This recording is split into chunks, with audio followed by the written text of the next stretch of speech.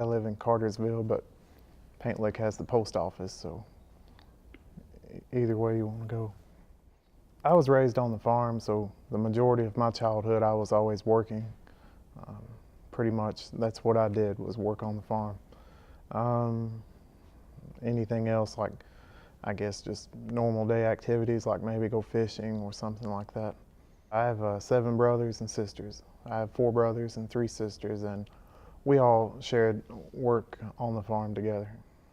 I'll never forget the day that it happened. I was at the job I was working at the time. I was in a room doing some performing maintenance work on a machine, and my supervisor runs in the room and he tells me to go to every room in the building, get a radio or TV turned on in every room.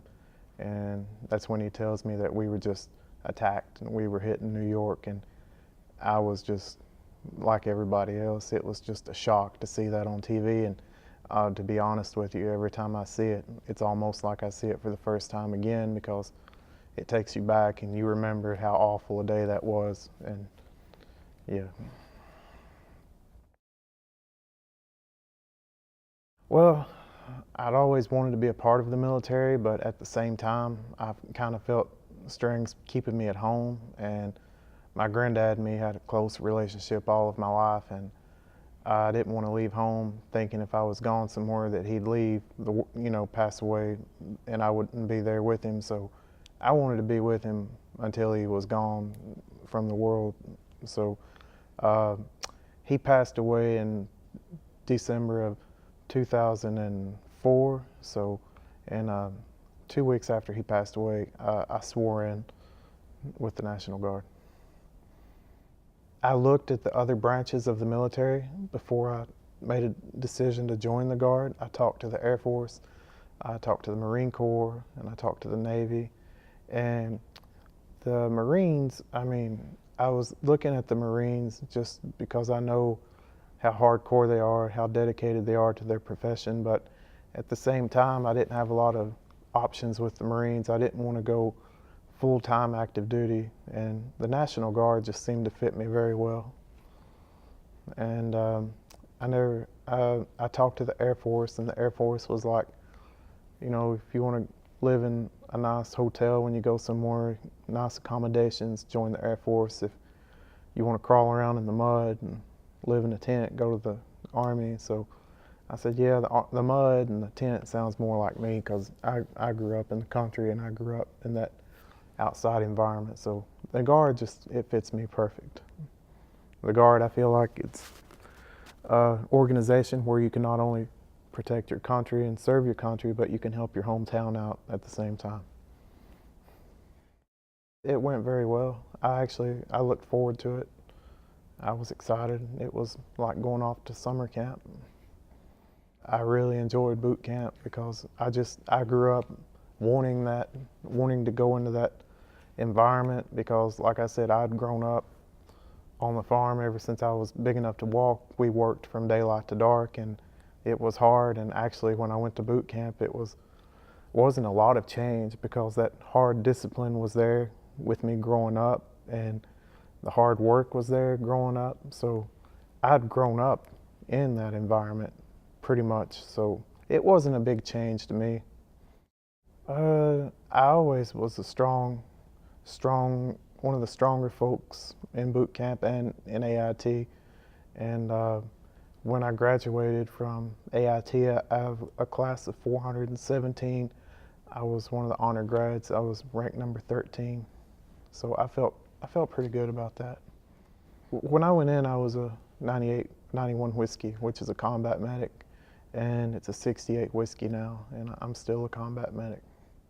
I work with Kentucky Med Command in Lexington. Basically, our drill weekend consists of usually doing PHAs.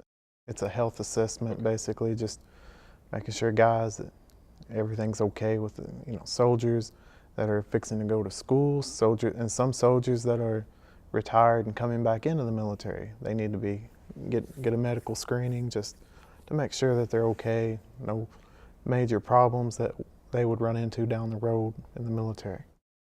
I can't believe, I hate to say it, but I can't believe that there are still soldiers that say, I don't want to deploy, I don't want to go over there. And I'm like, well, why did you swear in? Why did you throw your hand up and swear an oath to Uncle Sam?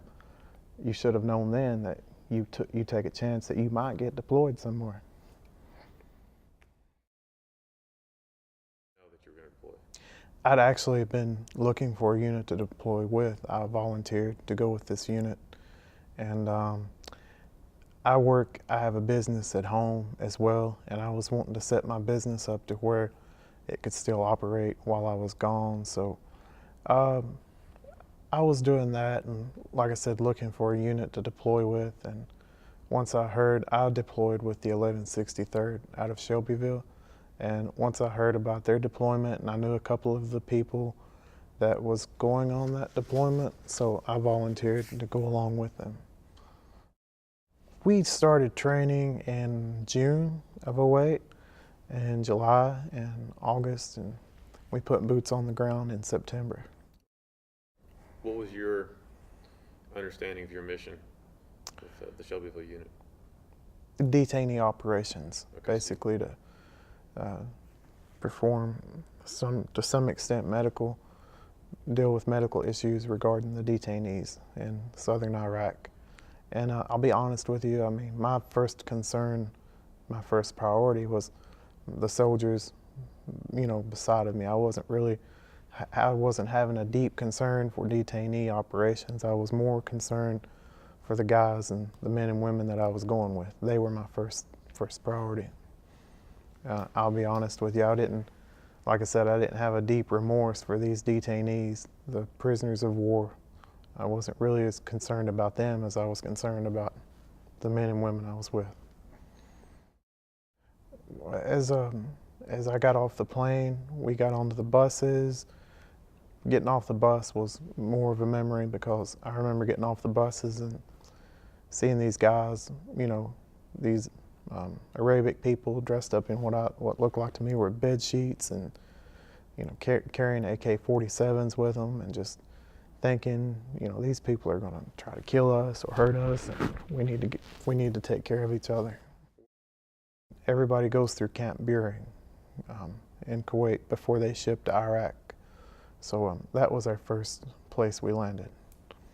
We stayed in Buehring for about a week and got ready to bus out to our FOB, which was FOB Bucca. It was a little different. You leave this world and everything's green and everything's nice and everything smells great, and then you land in Iraq and it's all, Constantine wire, fences. We had the largest. We were in operations of the largest prison on the face of the earth, with right at 30,000 detainees, and just, when you got 30,000 people plus 7,000 soldiers on the ground, that's a lot of people and a lot of human waste and whatnot. And I mean, it's got to go somewhere. So it wasn't the best smelling place in the world, I can say that. And it was definitely an experience. Well, the first day we were there, they introduced us to the alarms that go off when the bombs are coming in. So we just was under the assumption that we were fixing to be attacked. So that was a memory. When I started working in Bucca, I initially went to the ER of the hospital, working as a med tech, ER tech in the emergency room. And it was basically just like, to some extent, a day like here in the hospital at home. You had times where there wasn't a lot going on, and then you had times where you were just slammed, with work. And you just had to learn to take it in stride. And some people were easier to work with than others, and you just had to adapt to that environment and do your job. And later on, I got to move out to the what was called the what's the word I'm looking for? Basically, the prison was cut up into compounds. You had 30 compounds, usually anywhere from, when it was in a high operation, anywhere from 600 to 900 detainees to a compound. The compound was cut up into 4 quadrants, Alpha, Bravo, Charlie, Delta. You had to do mandatory sick call every day, and I remember that. I remember doing sick call with the detainees, and I've never seen so many so-called sick people in my life. I mean, these guys would say they're sick. There's nothing wrong with the majority of them. And it was funny how they had never, most of these guys had never seen a doctor before, before the United States came into Iraq. And it was aggravating at times, because you had these guys that would come up and say they're sick or they got something wrong with them. There's nothing wrong with them. And it aggravates me. It would aggravate me because there may be someone out there that really does need to see the doctor, and they can't because you got all these whiny people coming in wanting to see the doctor for no reason whatsoever. They were good about making sure that people didn't get burnt out on one job, so they tried to move us around if they could. All I knew was I didn't really care to know a lot about them. I just looked at them as they're my enemies, and I didn't trust any of them. And I was always watching my soldiers' back while they watched mine, but still I made sure that they received everything that they needed as far as treatment-wise goes, and saw that their medical needs were met. Well, when I didn't always work at the hospital, but at times they would have soldiers come in. One soldier in particular came in from another camp, and he was tore up pretty bad. He didn't make it through the night. He passed away on us, and it was one of the saddest days that I remember. There was going to the flight line and seeing him off, and having to go back into that prison yard and looking at the scum that was inside that fence, seeing guys in there, detainees that had acid burns on their arms, maybe a piece of a finger or a thumb missing, kind of thinking, this is a guy that was probably a bomb maker or something, and there's guys like him that kill our soldiers and hurt our soldiers, and just trying to stay focused, knowing that you have to, even though he might be the scum of the earth, you have to see to him and make sure that, rules are followed and orders are carried out.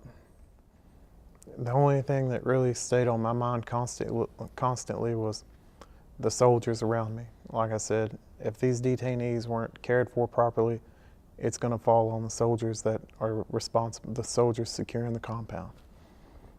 If one of these detainees fall over and die or are ill and it's not been treated, they're going to come down on the guys that are seeing after the detainees in the compound. So that's what helped me get through it, was thinking, you're not taking care of the detainees as much as you are taking care of the soldiers securing this area. Okay, one story I'll never forget. When we were at Camp Bucca, our living quarters consisted of a pod that was 12 feet wide and 40 feet long. We had 7 guys sleeping in our pod, and there were 4 sets of bunk beds. Each set of bunk beds were divided by a wall locker. So one thing I will never forget is we were in the pod one day, and somebody had opened a screen on a window, and some flies had got into our pod. And we were thinking of ways to get the flies out somehow, and one genius had the idea he said, open all the doors and all the windows to the pod, and I'll start on one end of the building and start shooing them out with my hand. And we were just rolling in the floor laughing. We're like, you dumbass, that's just gonna get more flies in here. And the guy's like, oh, so you don't know what it's like to live in a house and be poor? And we're laughing, because we're all poor. We wouldn't have been there to begin with if we weren't poor. And we're like, yeah, we live the rich life at home when we're not here in Iraq. And another moment would be, we were eating in the mess hall one night, and the air conditioners had went out in all the pods. And this one young lady was going to go up to the FOB commander, which was a Marine colonel, by the way, that had been in Iraq when there was no tents, when they had to live in foxholes over there, more or less. And she said, I'm going to go and complain to the FOB commander about the air conditioners. And I'm like, don't do that. I was trying to explain to her, I'm like, she was over here when we didn't have anything. They had to dig a hole in order to to live over here. So I'm sure she's a FOB commander, seeing over 7,000 soldiers. I'm sure that air conditioners in your pod not working is not one of her main concerns today. Bucha was actually shutting down. We were the last unit to see this, so we saw the last detainees leave over there on the buses. So we really didn't have nothing to hand over. It was basically just an empty compound that was being tore down. Now, a couple of my soldiers and me, we went to another FOB named Basra, and there was a unit coming in that was going to set up a TMC, Troop Medical Clinic, and we went there for about a month to help support them and get them started there. It's funny, the day we were leaving, it was 9/11, so some people in our unit was kind of hesitant about getting on an airplane on 9/11, leaving the Middle East, and I just thought they were ignorant. I'm like, I'm getting on that plane. I don't care what day it is. It's going to America. Let's go. When I came back, there was a unit here in Richmond, the 2123rd. They were fixing to move out, and I also wanted to go back. I felt like it was one of those things where it wasn't my dream job, but I didn't mind it.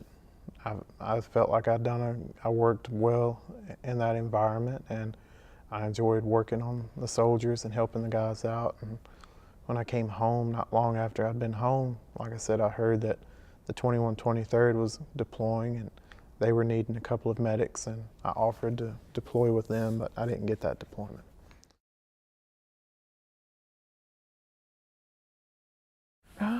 Yeah, it was nice to come home, of course, but I didn't really go through a great emotional distress of any kind. I mean, like I said, I talked to my family about coming home, and I said, when I come home, I don't want 100 people at my house. I don't want to see a bunch of, welcome home signs or none of that crap. I just want to go home and carry on with life as if I'd never left. And that's exactly what I got. And is that something you can do, though? Is it something I can? Within yourself, can you carry on like you never I'll left? be honest with you, the first couple of days I got home, I felt just like a rage, just anger, because I mean, it's a big clash going from coming back from over there and being back here. I mean, I went straight back to work at the time. I mean, the next day or two, I was right back at working at home on the farm and stuff, and it was just, I felt a lot of rage, a lot of anger, While I was gone, the girl that I was dating, she was dating some guy that she worked with, and she left me while I was in the middle of that mess over there. So, and she lived really close by, so looking across the road and seeing her and her new boyfriend, kind of made me angry, but there wasn't a lot I could do about it. I missed the structure in some ways. I wasn't comfortable because, when you're on active duty as a soldier, you have obligations, you have people that depend on you, and you have responsibilities to take care of. And when I came home, there was none of that there, and I kind of felt uneasy, and I didn't feel like I was serving a purpose. And I guess a little bit of depression had set in on me with a little bit of anger at the same time. Well, it seems like to a point it never really goes away, that feeling, in some degree. Not as much as it was when I came home, but in a way, to this day, I still, in some ways, I miss my deployment. Being there and just being a part of that unit. When you go to a place in the world like Iraq, you see they don't have what we have here. We have freedom of choice, freedom of speech, and I think a lot of people here take that for granted, and they don't realize how lucky they are and what people sacrifice and give up for them to have that. And in these countries, I mean, I don't know how to explain it. It's just a horrible way to have to live. I've learned to become just more laid back and take things in stride and not get worked up over little things that you don't need to get worked up over. Actually, when I got home in September, I was going to go back to school in the next semester, which would have started in January, but I just didn't feel like I could give it my full effort at that time. So it was about a little over a year. I went back to work. I got a job working at a factory here in Richmond, and I had a pretty good job, but I felt just having dealt with the people at that company, and I started weighing my options. I'm like, what else can I do? Because this is just not going to work for me here. So that's when I really just had my mind set on going back to school. Just making the good grades and getting in the right programs and just taking care of business, more or less. That was all that was on my mind. I wasn't really going back to school to make friends or get in with the right clubs or whatnot. I was just wanting to achieve a goal. I wanted to go to school and further my education and get a lot more options as far as a career goes for myself. I didn't want to be stuck. I didn't want to be like so many people that you see today that have just pretty much seen their better days and wish they'd have done this, wish they'd have done that. People that don't have any other choices as far as careers go. They're stuck. They can't do anything else. I don't want to be like that. I want to be able to do what I want. Eastern is a close school to where it's close to where I live, and Eastern has one of the best nursing programs, in my opinion, in the state.